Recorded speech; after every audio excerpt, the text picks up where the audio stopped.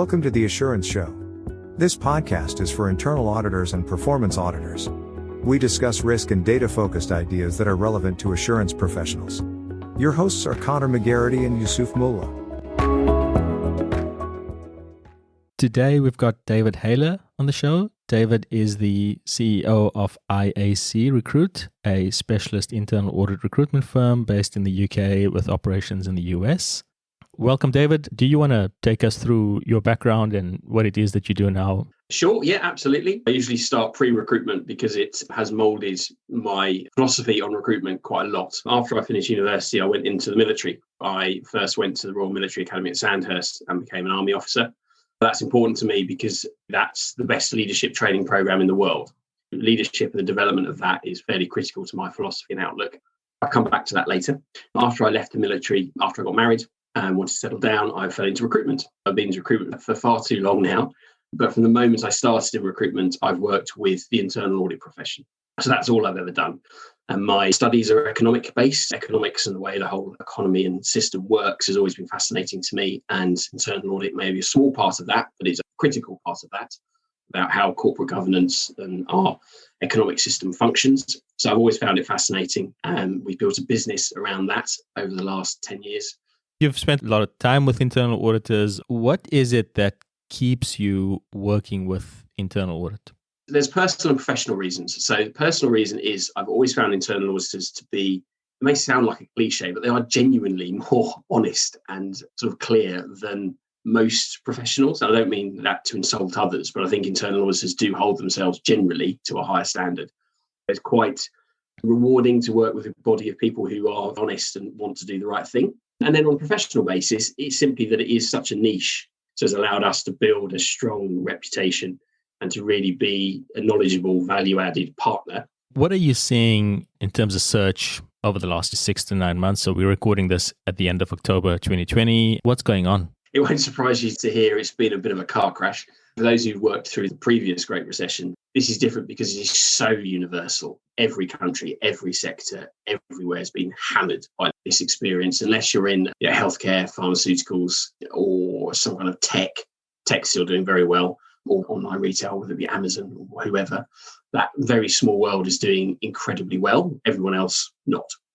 That's reflected in the search market. Interestingly, the one area where things are still positive generally is within the accounting firms, because the degree to which every organisation, from the small family-led business to the global Fortune 100, have had to lean on their accounting support in the last 6 to 9 months has been huge. So not only our accounting clients, but also our own accountants and our network have said they have been swamped with work. So they have still had to hire and they've still had to grow some of their teams. And some of them are looking forward to when this is all over. What advisory support are organisations going to need once this is finished? So that's been quite busy. But for internal auditors in general, my advice has been for most of this year is if you can, stay put and wait for things to get better. But if you need to move or if you feel you're at risk, then we've been helping a lot of people to make moves into good organisations that are still able to hire in this environment. Has there been any discernible difference in the skills that are acquired by internal audit teams during COVID as opposed to pre-COVID? In general, I would say not. However, there are trends that were appearing before COVID, repeated across all disciplines, where there is an acceleration on trends that are already there, which are now going to just appear quicker. So, for example, data analytics. We're going to come on to our report that we produce later. The data analytics and understanding and interrogation of data is something that most heads of audit committees have been aware of for some time and have been talking about investing in more heavily. But the reality of that has been fairly limited. This experience has definitely accelerated that. Our report said that 96% of heads of audit were expecting to hire that skill set within the next 2 years. We'll come on to whether hiring it is actually achievable or not. But that process will definitely have been accelerated by this experience. The report you're referring to there, David, was your Talent Barometer. Do you want to tell us a little bit about that? Broadly speaking, the idea is to take this opportunity of disruption to understand exactly how the whole audit profession ticks. And one of the things that we've always known is that it's a very internationally consistent profession. If you take a senior auditor to a chief audit exec in any organisation, whether it's based in the US, Europe, the Far East, Australia, South America, they tend to build their processes and systems around the same theory, the same structures. They do things in the same way. So what we're trying to do is really get an understanding about how the whole global audit ecosystem ticks. So the Talent Barometer is just one of those tools that we're using, where we've interviewed our client base in detail to get them to talk to us about trends within their teams. What skill sets do they need in the coming years? What are the strengths of their team? What are the weaknesses? What are the expectations from the board of business? What are the audit committee experiencing? We pulled that together into the Talent Barometer. And one of the points that came out of that was that 96% of heads of audit expect to need that skill set of data analytics within the next 2 years. Interestingly, they needed soft skills and commercial skills to pretty much the same degree, which is particularly interesting because that skill set's always been needed. And I think this experience has just highlighted the lack of it in certain teams in certain areas. A bit tangential, but quite important, is what internal auditors use as their preferred social media channels. The question was specifically about how would you like to be approached or to find your next opportunity? And it was surprising the degree to which, as a profession, very anti all forms of contact other than email, LinkedIn, or a traditional old school phone call. And LinkedIn was extremely highly rated as the place to go for that information. And anything else, whatever other route you may look at from a social media perspective, was a definite no, which is surprising because a lot of internal talent acquisition teams, and this is something I would have prior to this report have supported, a lot of them put a lot of work into putting out who they are, what they do onto other channels, whether that be Facebook or Instagram or wherever. But people generally do not want to see that stuff, which was a surprise. Was there anything else that came out of the Talent Barometer that surprised you or was new? Something that we knew sort of in our gut, but I hadn't had the statistics to back it up. And I was surprised to the degree to which this was backed up by the statistics. Why do people select a company to work for and why do they leave? Obviously, that's key to what we do. And the big three have always been consistent for us, which is how much money do I get paid? How much is my career going to develop with this organisation? And do I like working there? I.e., is the culture one in which I see myself fitting? Those three have always been consistent to us. And when people join an organisation, I think most organisations recognise that. And those three things are usually very well communicated and mapped out for people. Usually, not always, but usually. But on the flip side, when people leave, what has been fascinating from this report is those 3 points are consistently important for candidates when they join a company and when they leave a company. Exactly the same. The percentage difference is negligible. But for clients, the culture piece does not exist from their perspective when people leave. From their view, people only leave their organisation because of money or career progression.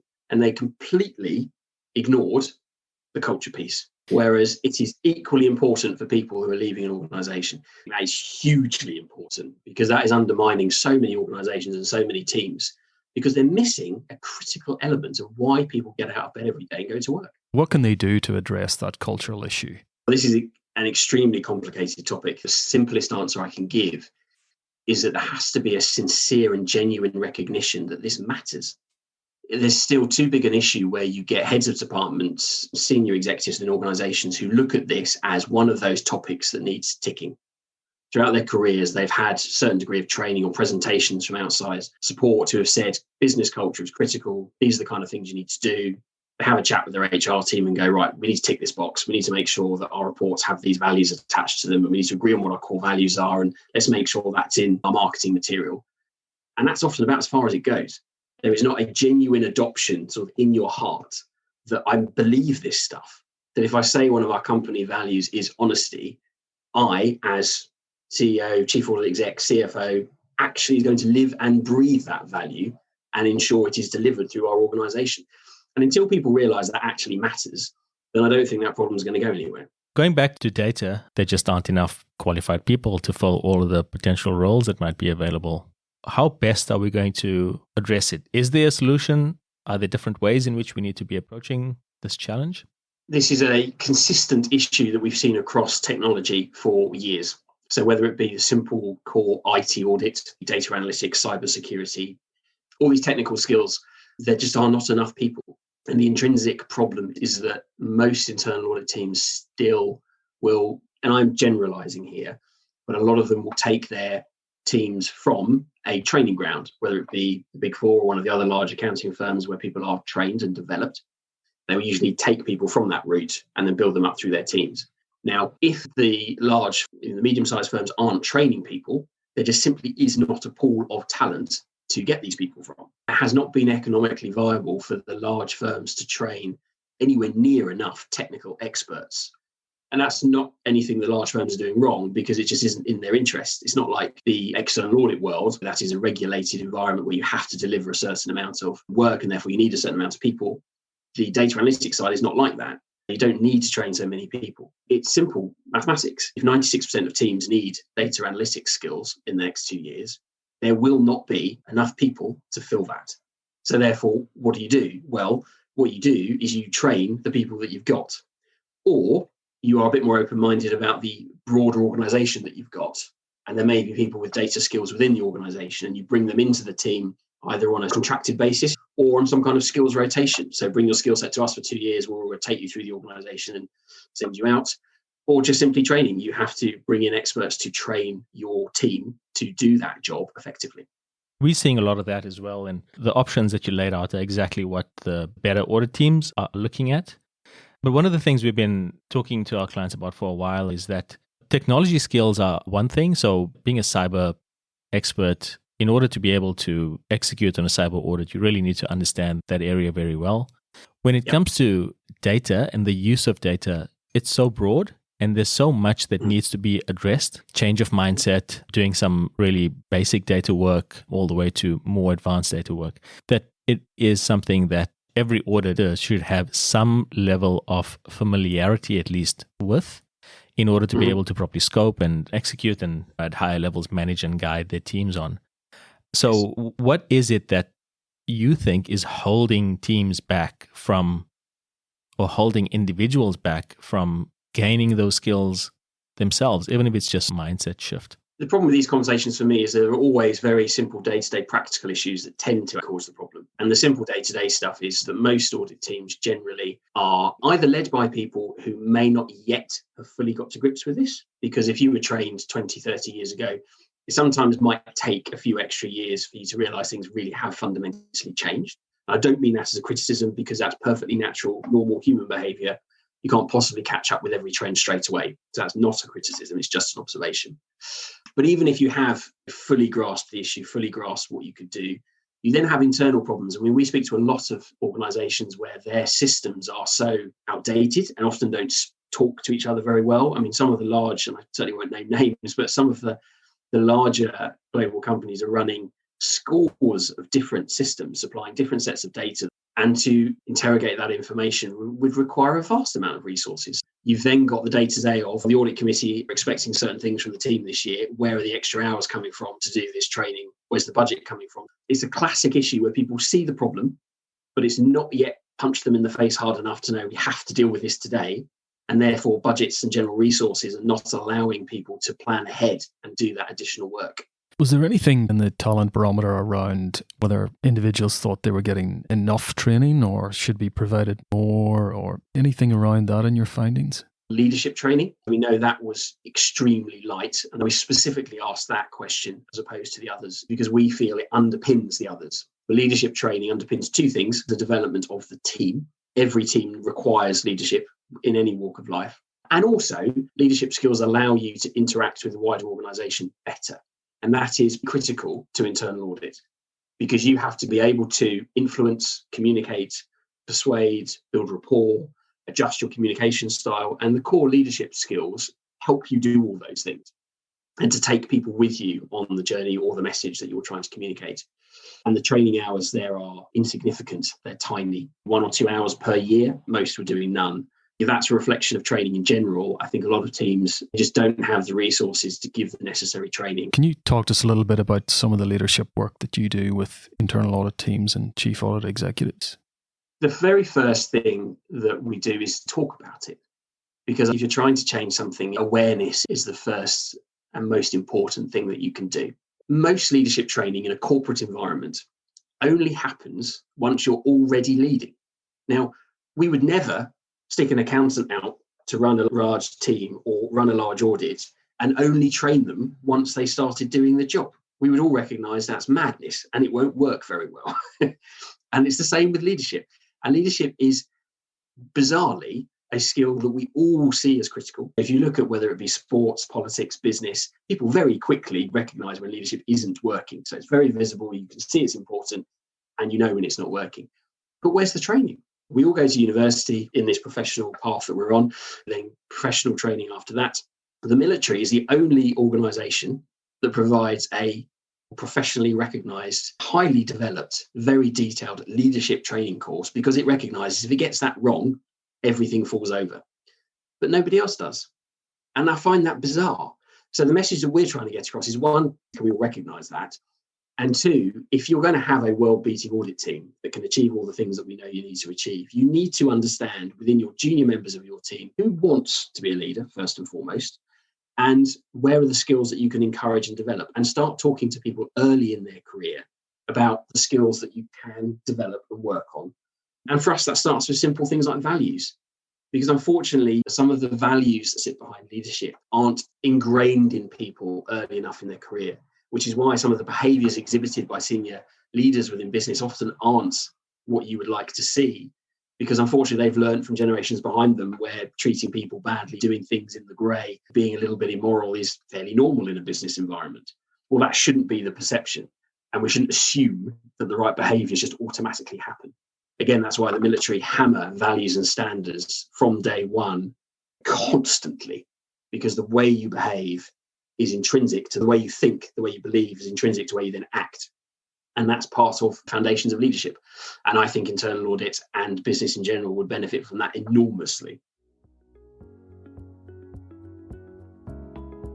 The Assurance Show is produced by Risk Insights. We provide data-focused advice, training, and coaching to internal audit teams and performance audit teams. You can find out more about our work at datainaudit.com. Now, back to the conversation. Those high-performing internal audit teams, are those the teams that have those early conversations even with their junior staff about what leadership is and expectations and so forth? Yes, to a degree. The best teams that have a long-term view. The conversations I love the most are the heads of audit who go, I'm looking to train someone within my team to replace me. I know I can't and shouldn't be here for too long. For two reasons. One, that's a good way to develop a team. And two, the view that I have through years of talking to people is that most heads of audit really, after 5 years or so, are going to start losing their value to an organisation, because once you have become habitually ingrained within how organisation works, it becomes harder to see where the problems might be. Rotating your head of audit gives you a fresh pair of eyes, a fresh perspective. Where could the problems be here? What are the new threats? Where are the risks? And if you have that philosophy, and as an individual, you have that kind of selfless philosophy that I can't sit here for 10, 20 years. I need to be developing my team. I need to replace me. That tone from the top then spreads throughout the team. So the team recognize I need to be developing, I need to be learning, I need to be training so that I can move up and support others. And if you combine that with a philosophy of not everyone wants to be in internal audit forever, so I want to train my team up to make them ambassadors into the organisation, to build relationships, to develop their own careers, but also to spread brand audit, to go out there and talk to people about this is what we do, this is the value that we can add, this is how we can help you, this is how we partner with you. So if you have that ethos of development, of moving forward, of communicating with a wider organisation, of selflessly developing your team, then you create a fantastic team. Now, there are lots of other things that have to go in to achieve that. But if that culture and tone is set, it's like putting oxygen on the flames. It just grows and you end up with a really, really strong team. You mentioned that there's a lot of formal training and a particular set of values that comes with having spent time in the military. Do you see more recruitment, particularly into internal audit, of ex-military personnel? To be honest, there aren't enough of us to go around, unfortunately. There's not that many people. I think the US is slightly different. So the US, they have a vast military community. And from an anecdotal perspective, a high percentage of auditors with some form of military background, whether active service or National Guard or some form of training. The values of the military are seen as very compatible with the audit world. Outside of the US, the military just isn't big enough to see that kind of impact. How is recruitment changing, and how will it change? There are a number of trends. I mean, the first one you jump to is technology and automation.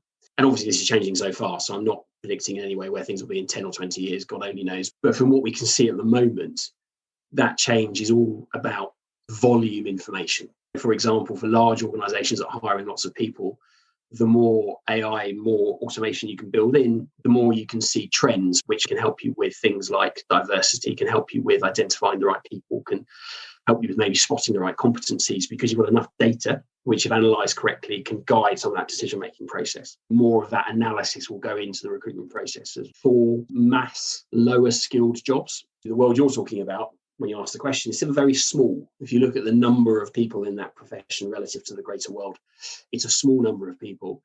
And therefore, it's very individualised. So every audit team is different. The culture is different. The needs are different. The way they conduct themselves can be surprisingly different. Here in the UK, if you take 10 of the FTSE 100 and you really understand what their chief audit execs do on a day-to-day basis, what the CFO's view is, how the audit committee guide things, and then how that drips down into the team, the way they conduct themselves can vary enormously. And so what might look like a fairly generic senior manager job can vary hugely.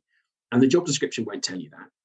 And then the CVs will look identical, more or less, that have come through a Big Four environment, having been to a top 10 university with a good degree, and they will look very similar. But we will know those 10 people are all completely different, as we all are as individuals. And the culture that we will bring to an organisation, the way that we will interact with people, the way that we will apply our technical skill set is different. And at the moment, there is no technology that can really identify that. It requires that interaction between people to really understand that connection. So I think that core element won't change. Some of the data around it will be better informed. And I think therefore as recruiters, we have to double down on that skill set, on that value add around how do people actually work and how do they tick, and how does that broaden into how a team operates and works, which is why we're doing so much more work around culture, leadership. The next report we're running is a diversity barometer.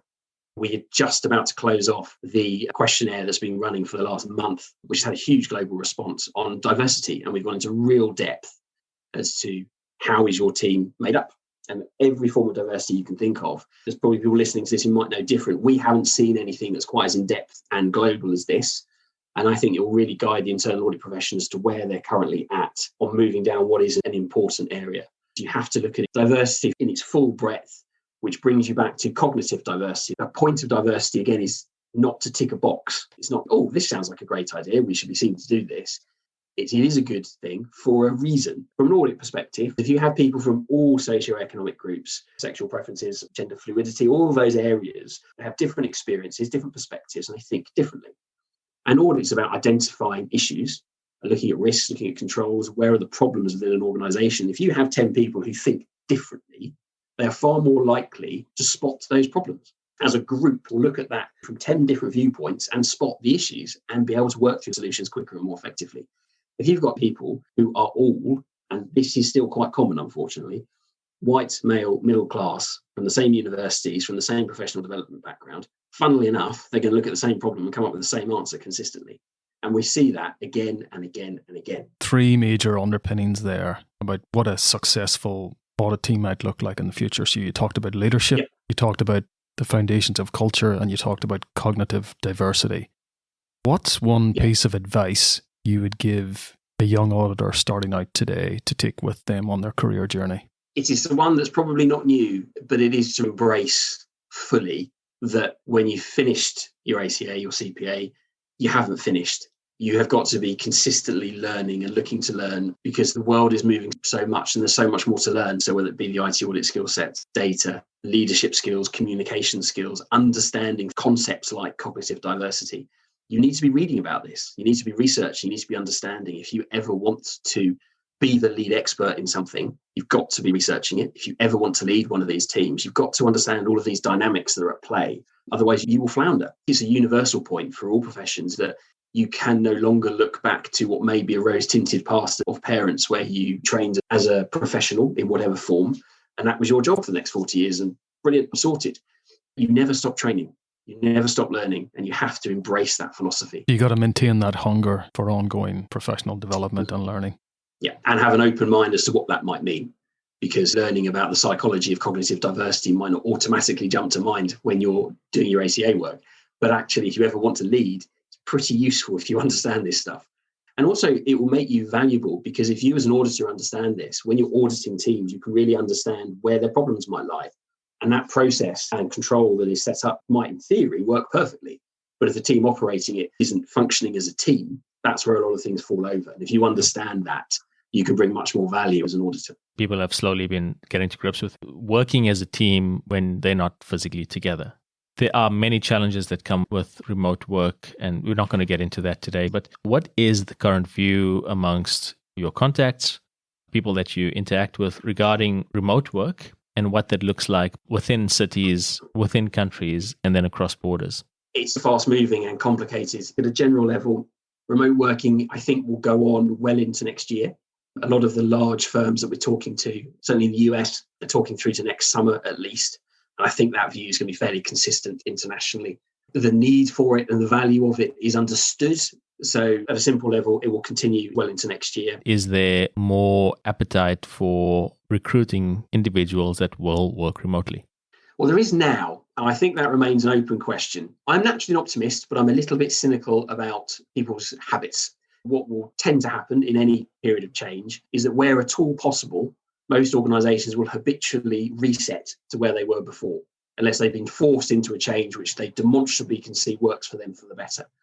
So although right now people are very open to remote working, and we are onboarding people across different continents working for organisations, and they're quite happy for people to never set foot in the office, and it's not said to be temporary, but I'm fairly cynical as to how long that will last once normality starts to return. And I think some organisations at least will put pressure on people to no longer be remote and won't be open to hiring people remotely. I could be wrong, but people naturally in organisations generally are still very built in a hierarchical, controlling way. And it takes a lot of trust and confidence and leadership skills to really manage and lead a team who you barely ever see. You guys are publishing the Diversity Barometer. Closing it off at the end of this week, but it'll take us about a month to analyse the data and then put the report together. Sure. And you've already got your Talent Barometer. So where can listeners get a hold of those two publications? On LinkedIn, you will find us putting this information out daily. So if you just keep in touch with us, you can email us directly. So if you want to get a hold of me, it's david.haylor@iac-recruit.com. But the reports are hosted on one of our websites, which is iac-auditsearch.com. Are you open to people contacting you on LinkedIn? Yep, no, probably easier on LinkedIn. You don't have to remember an email address then. So LinkedIn's probably the easiest way to get hold of me. We'll put a link in the show notes to make it easy for people to just click and find you. David, thank you very much for joining us. I'm sure a lot of people will take value from that conversation and the insights that you've had and the insights that are coming soon. Thank you, guys. This is a fascinating conversation, and I love discussing these topics. Thank you for having this show. I think it's really valuable for people, and I really enjoyed being invited. Thank you very much. Excellent. Thanks, David. If you enjoyed this podcast, please share with a friend and rate us in your podcast app. For immediate notification of new episodes, you can subscribe at assuranceshow.com. The link is in the show notes.